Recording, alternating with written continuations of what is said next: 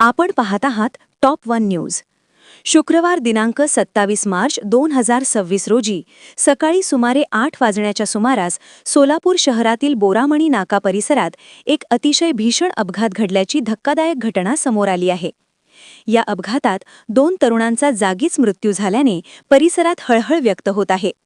या अपघाताचा CCTV footage देखील समोर आला असून त्यामध्ये अपघाताची संपूर्ण घटना स्पष्टपणे दिसून येते।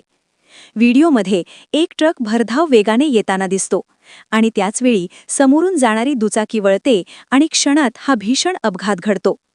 मिळालेल्या प्राथमिक माहितीनुसार बोरामणी येथील सैफन पटेल आणि हुजूर पटेल हे 2 तरुण स्वयंपाकाच्या ऑर्डरसाठी बसवन्ना चौकाकडे जात होते।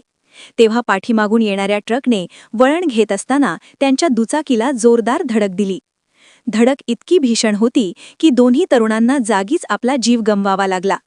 घटनेनंतर स्थानिक नागरिकांनी तात्काळ घटनास्थळी धाव घेतली आणि पोलिसांना माहिती दिली। पोलिसांनी घटनास्थळी पोहोचून पंचनामा केला असून पुढील तपास सुरू आहे। या दुर्दैवी घटनेमुळे परिसरात शोककळा पसरली असून नागरिकांकडून वाहतूक नियमांचे पालन करण्याचे आवाहन करण्यात येत आहे। अधिक अपडेट्ससाठी पाहत रहा टॉप वन न्यूज।